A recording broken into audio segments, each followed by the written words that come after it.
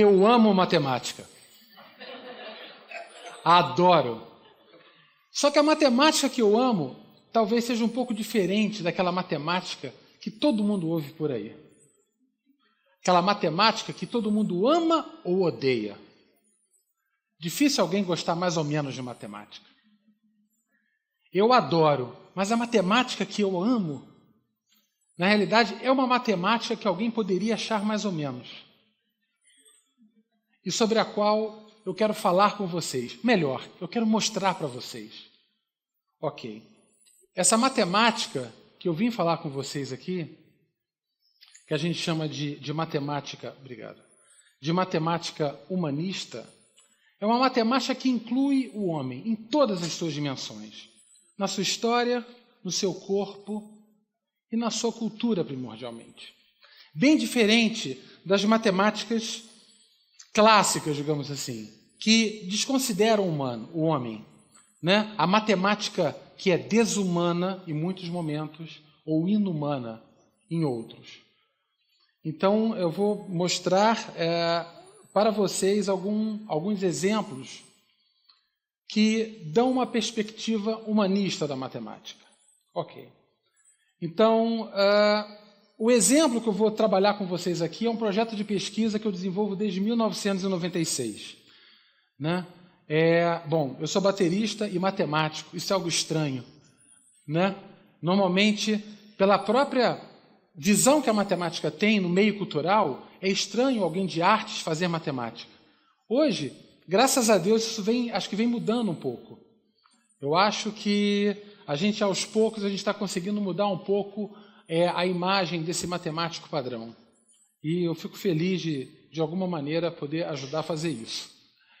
Então, esse projeto de pesquisa começou em 1996, ele se chama Drumat. Ele teve dois momentos importantes, duas fases na realidade.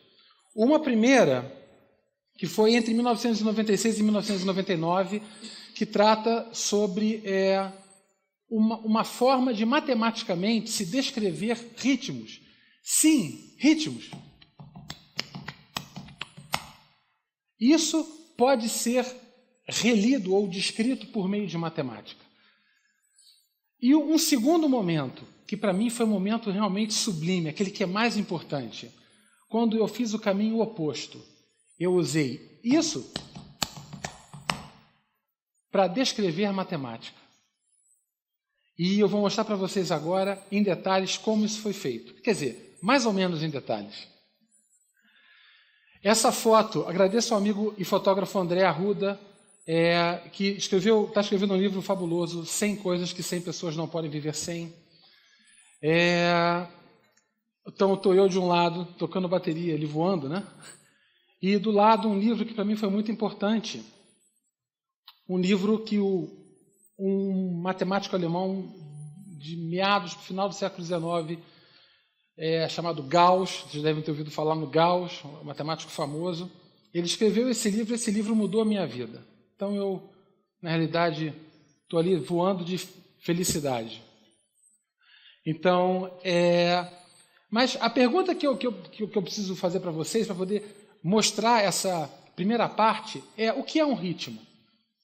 Então, se a gente quiser conversar um pouco sobre o que é um ritmo, eu vou pedir para o colega mostrar. Será que isso daqui seria um ritmo, por exemplo? Vamos ouvir.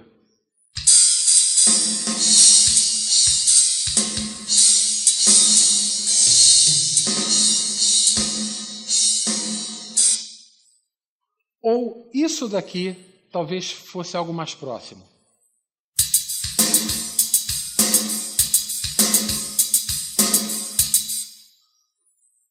Aí, bom, eu vou responder por vocês porque não tem muito tempo.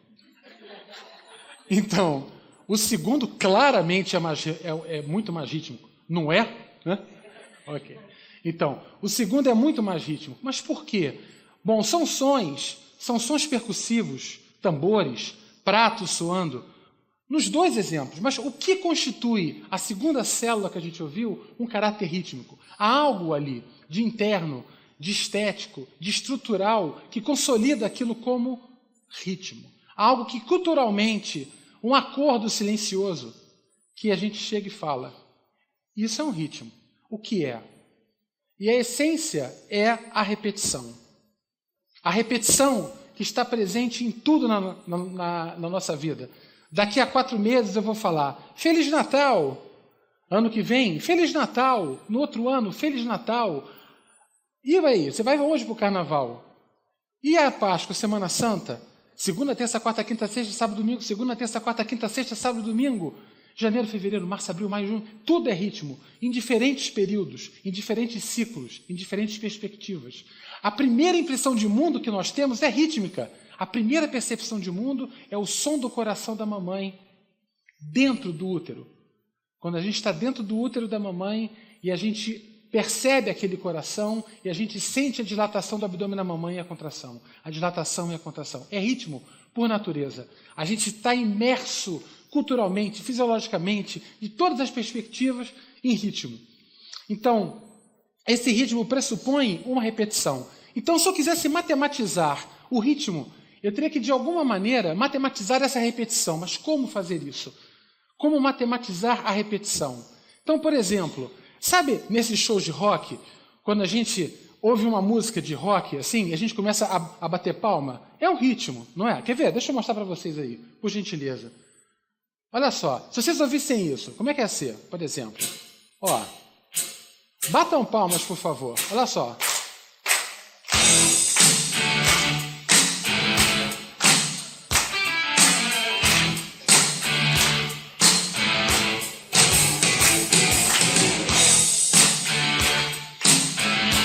Mas eu digo, por que nós batemos palma ali? Há algo que nos levou a fazer isso. Uma percepção dessa música, desse ritmo. Então, essas palmas, se eu colocasse o ritmo da música descrito em sequência e aqueles números que estão circulados ali, fosse o lugar que nós batêssemos as palmas, sabe? E eu fosse batendo palma naqueles lugares, como que eu ia poder matematizar isso? Porque isso vai embora para sempre. Se essa música levar 18 minutos, for uma música de rock progressivo, como é que eu faço? Né? Vai até 3.270? Né? Então, uma ideia, que foi uma ideia brilhante do Gauss, foi perceber o seguinte. Por exemplo, nós estamos batendo palma, nós batemos, né, vivemos essa experiência de batermos palma em intervalos igualmente espaçados. Então, colocando isso como números, por exemplo, eu posso ver que a distância entre eles, 6 menos 2 é 4, 10 menos 6 é 4 também. Então, por exemplo, a ideia do Gauss foi relacionar esses números a partir dos restos das divisões por 4. Isso parece uma coisa complicada, mas não importa, é o que menos importa. Eu peguei essa ideia do Gauss e peguei essa retinha daí e entortei a ponto de juntar a cabeça com a cauda. E virou algo desse tipo. E aí, aquilo que ia embora e nunca mais voltava, agora fica rodando num ambiente que é cíclico. Então, aquele pontinho dali, por exemplo, eu posso imaginar como sendo o ritmo da música. Tá? E quando a bolinha passa no 2, passa no 6, passa no 2, a gente bate palma. Tim, tchá, tim, tchá, tim, tchá, tim, tchá. E a gente vai batendo palma assim. Então, por exemplo, a minha maneira de fazer isso foi entortar essa reta e descrever os ritmos, pontuando os lugares onde batia. Então, essa parte de baixo seria o bumbo, seria o azul ali na figura. E esse aqui seria a caixa. Tum, tududum, tududum, tududum. Tá? Então, isso está mapeado daquela maneira. Então, e se eu fizesse isso com samba, por exemplo? Olha só que coisa. Eu tenho 2 figuras. Eu vou pedir para o colega mostrar a primeira. Clicar no som ali da esquerda. E a gente vai começar a ouvir o som do bumbo. Assim, é isso aqui. Que é essa figura da direita.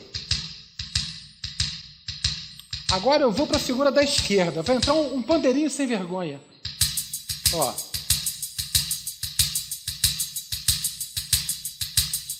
Vai entrar agora uma divisão do tamborim.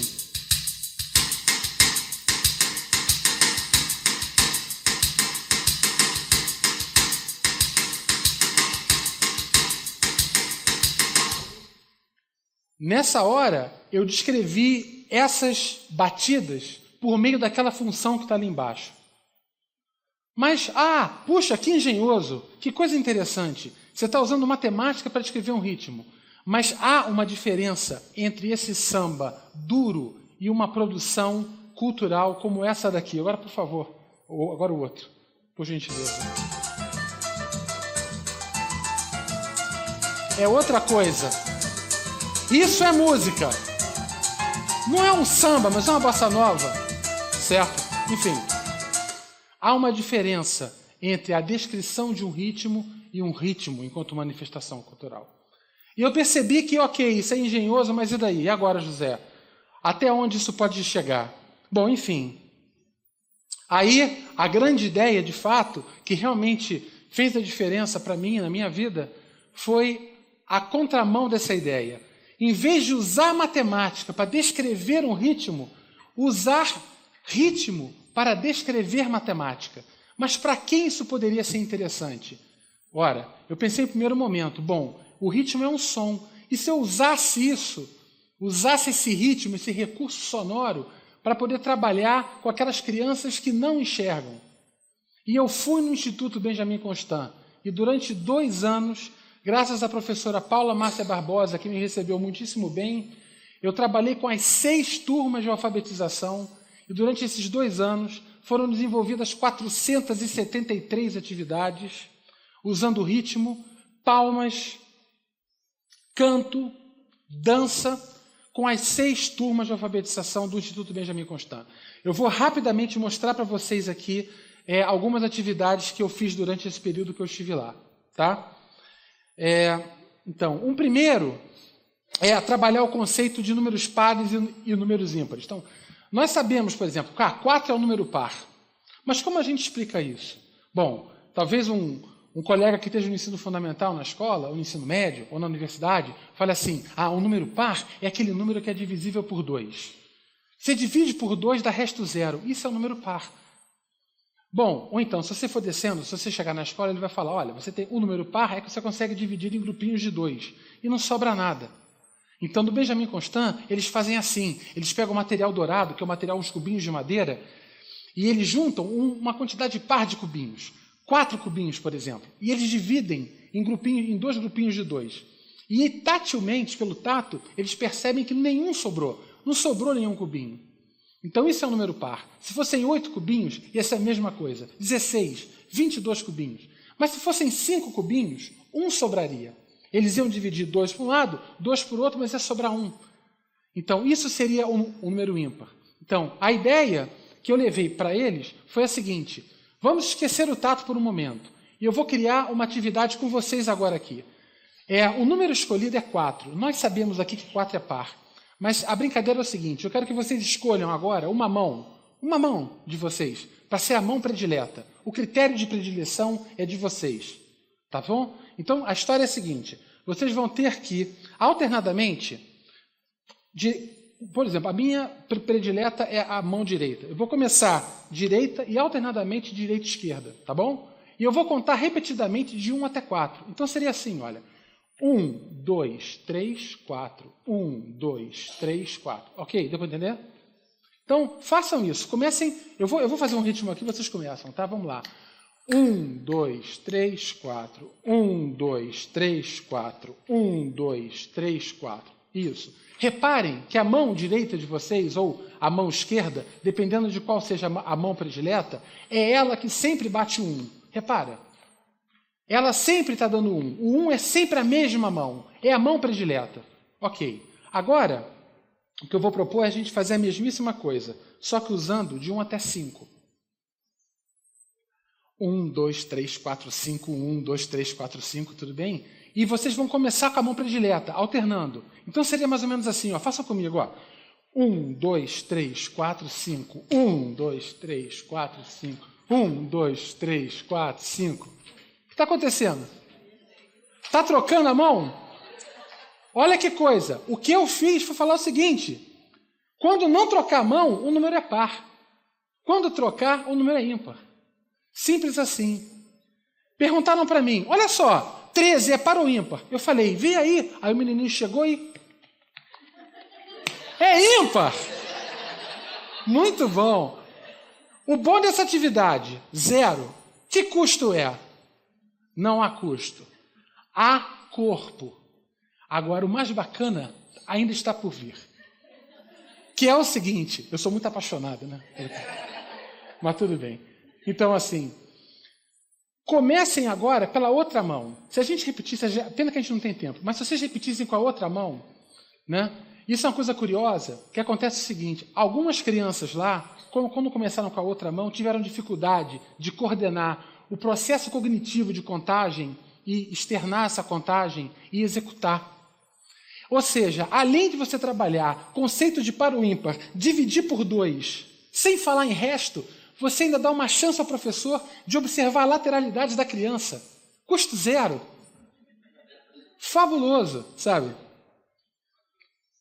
Esse é um preferido que eu tenho, são as cordas falantes. As cordas falantes, eles são uma ideia da gente trabalhar a noção de comprimento para o deficiente visual, que é uma coisa complicada. Como é que eu falo, por exemplo, essa largura aqui é grande ou pequena dessa plenária?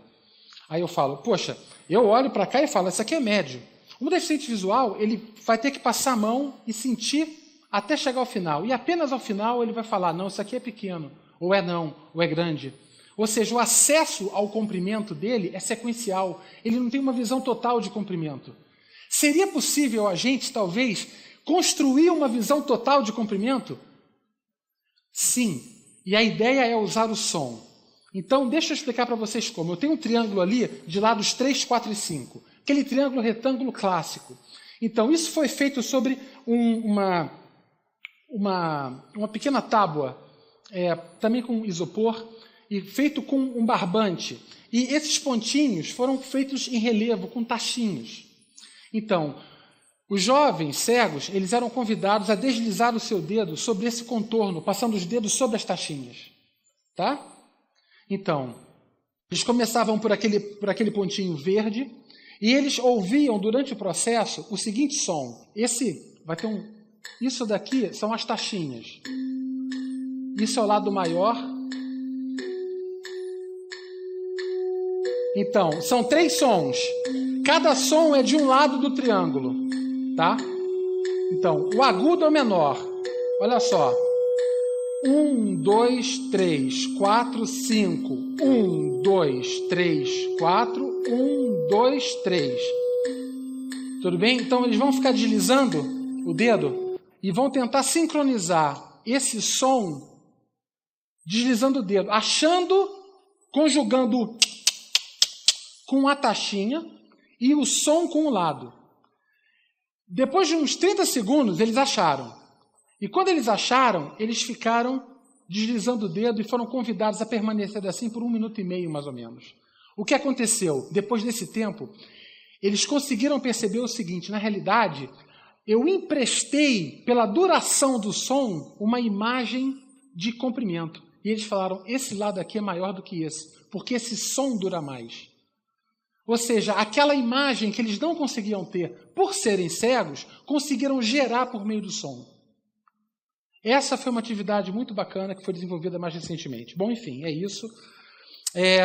Os resultados da pesquisa do IBC apontam para questões de cognição corporificada, a questão de cognição, motricidade e afetividade.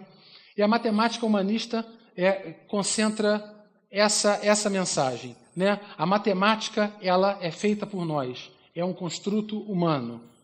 Ela pode ser independente de mim, tá? Mas ela é interna à raça humana. E a gente tem que ter essa visão de matemática. Essa é a matemática que eu amo. A matemática que é feita pela gente, que reconhece tudo e todos, que reconhece a história e a dimensão do corpo. Ok? Bom, é isso. Agradeço. Muito obrigado.